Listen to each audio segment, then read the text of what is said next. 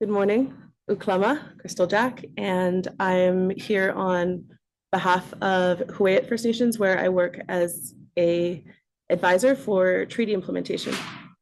That's okay. Poster boards don't need to like it. Huu-ay-aht is located on the central west coast of Vancouver Island and is part of the Nuu-chah-nulth language and culture group that is also down the west coast of Vancouver Island.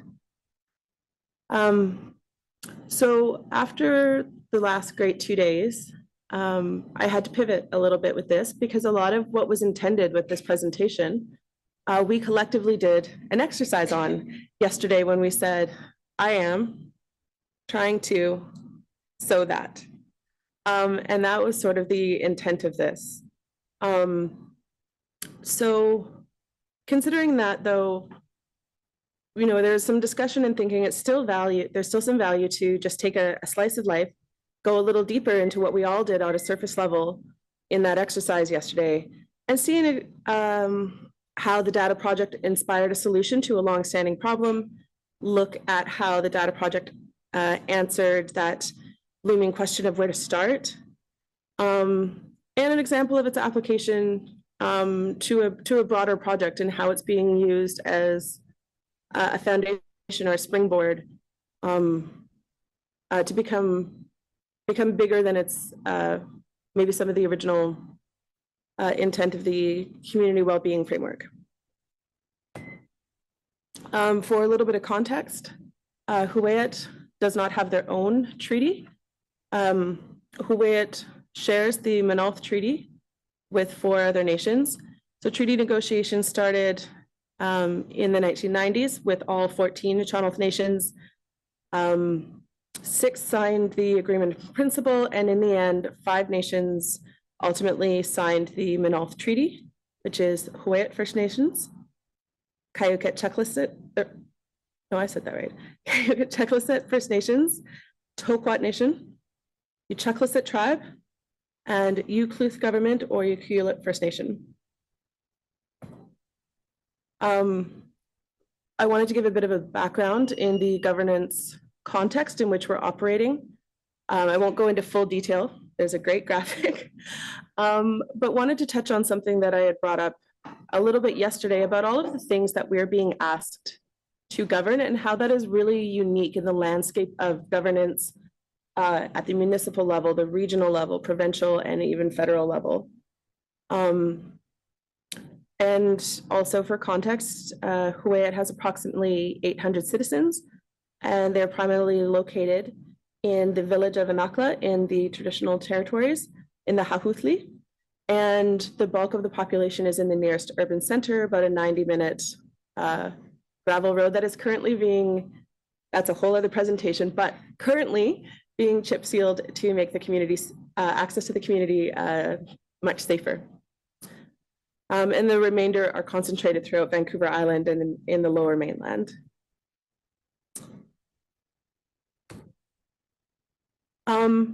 So now that I know this is being recorded, I just want to preface this with the intent of this was just to be really honest and a little bit vulnerable about what it's like to operate in government. Really having to, kind of always in the back of your mind, whatever variation of a SWOT analysis you want to do, about what we're good at and what we're not good at. And that'll lead into the next slide about the problem we're trying to solve.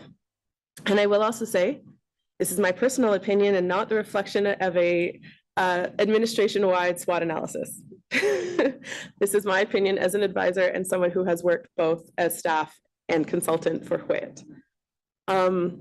We are really great at knowing what we want. We have had a consistent vision and mission that has not changed substantially since treaty negotiation. There's a really solid understanding of who we are, what we want, and where we want to go.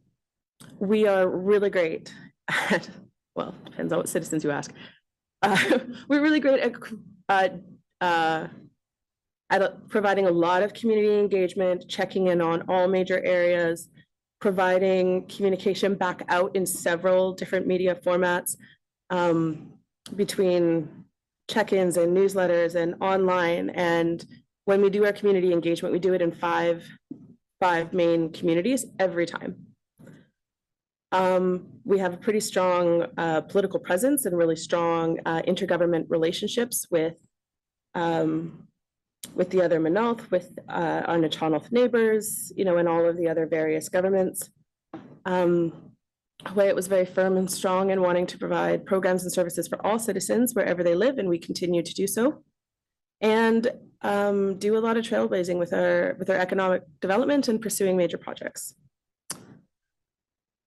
We are not great at slowing down and taking measure and evaluating all those amazing trailblazing things that we're doing, all these big projects, all these really expansive and meaningful programs and services.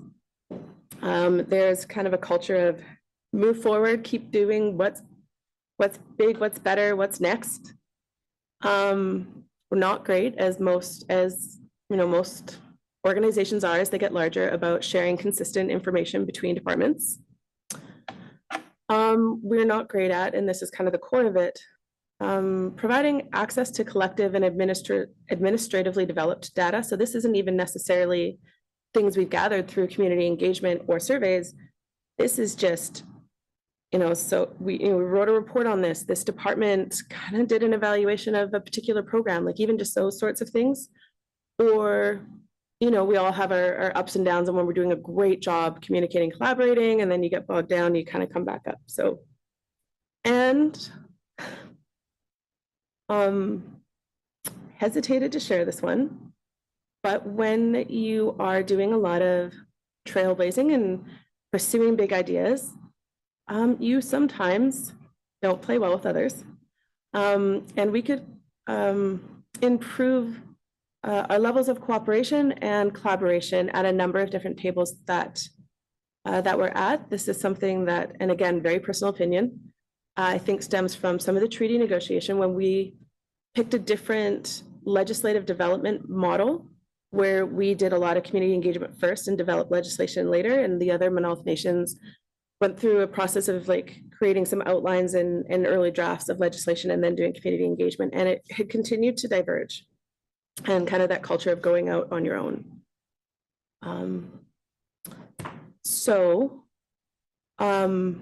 Where does that leave us?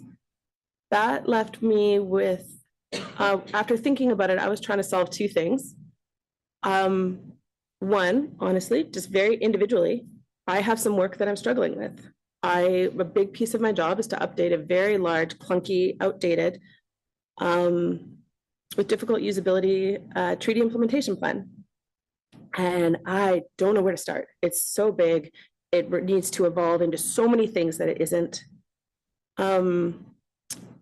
Because treaty implementation is kind of the umbrella of everything, I need to be able to support whole of government approaches, which I constantly talk about in actual practice. I want to encourage and increase the coordination and collaboration with other Manalth nations because I see a lot of advantage to that. It is important that I'm not the only one holding all of this information. And I think a lot of people who have stayed in a place for a long time find themselves in that position where simply by the nature of being in that orbit for about 15 years, I'm holding a lot of information that no one else has. And I need to consider succession planning and knowledge transmission. And personally, not great at being consistent in the ways in which I report back to my executive director and to council, because you get so into your projects and taking time with meetings and things like that. So it started with me a little bit selfishly going, what do I need to fix? But in order to do that, I had to look at these bigger things. And the things that I was doing was going to help improve informed decision-making, program and service effectiveness, narrative ownership. It's a really broad concept, just making sure we're kind of recording our own experiences and our own story, and no one is determining our treaty implementation journey for us. Improving processes for funding applications and reporting, that takes a lot of capacity every time that we have to do it. And one of the main roles of government, of course, is community accountability and communication.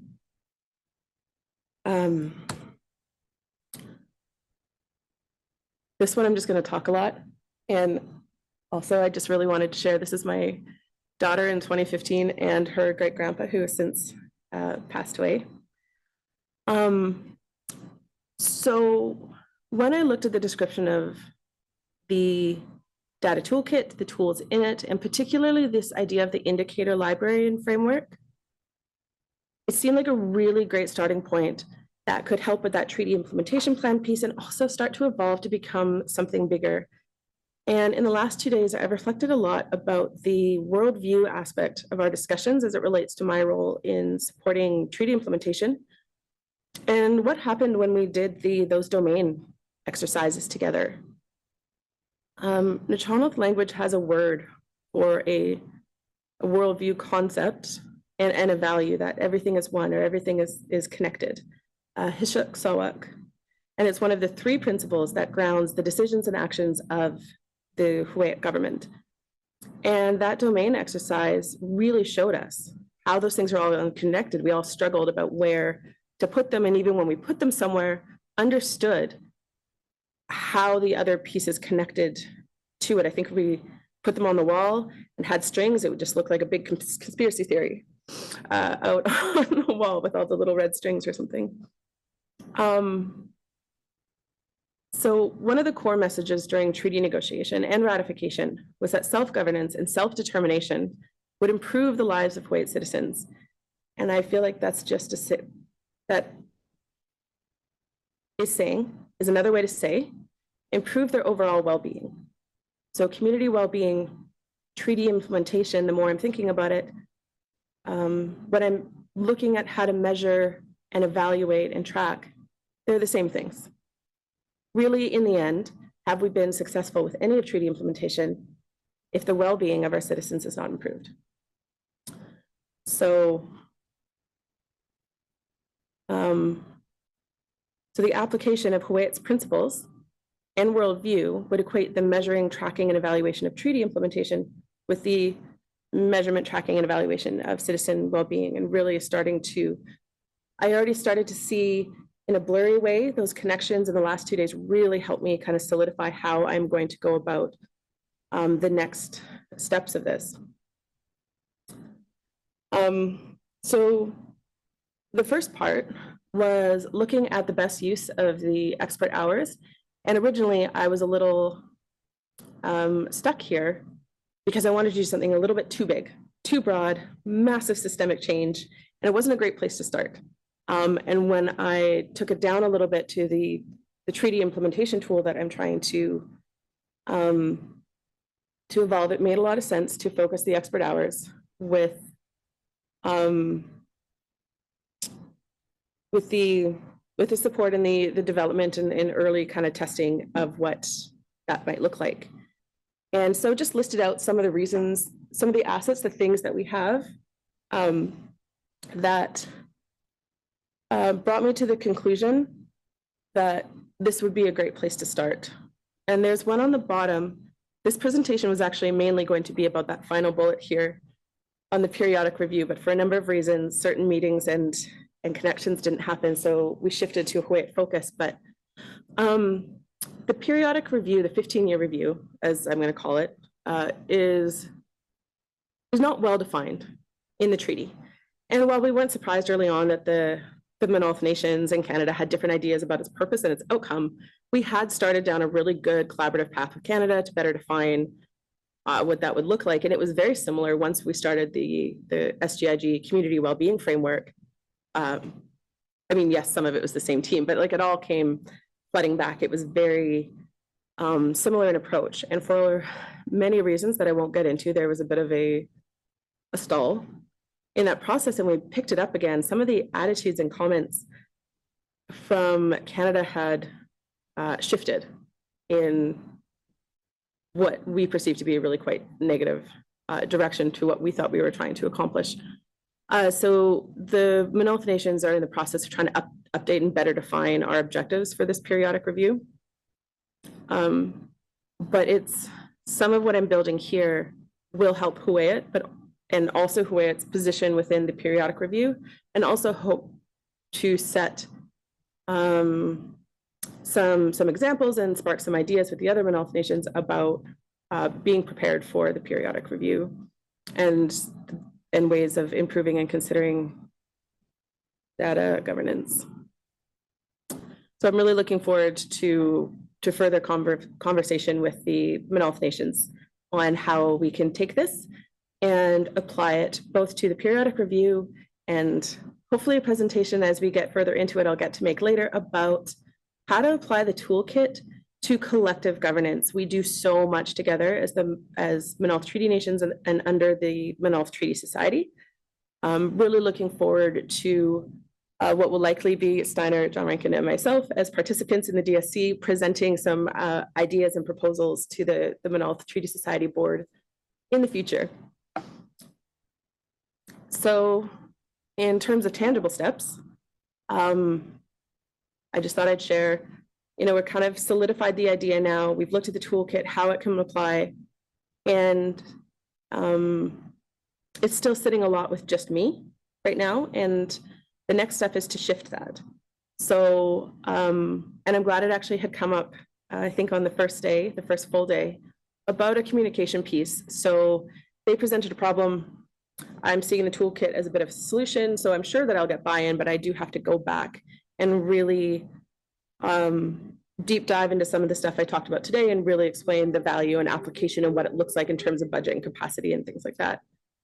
And make some early asks of them. And what I mean by that is want them to kind of think about what information they hold, how they use it, where it lives. And some things for myself where I get to start bringing in some of the existing administration is starting a list of where I know a lot of existing survey data and research data exists, doing some check-ins, see what I'm missing. And our indicators and applications of worldview exist in a lot of places. And I'm actually really looking forward to going through those and starting to pull them, share where they are and how we've done them, and kind of hold that piece as something that I'll have to likely do some engagement with to say, is this still accurate? Is this still valid? Do you want to make changes? So I'm looking forward to that piece of that next step of collecting all the places where we have already done this work and then moving forward to making it applicable to data governance. And more importantly for us, I think the stage we're at is access to data. So Kleko, for listening to that kind of slice of life experience about where we're at in the planning stage of applying the data toolkit.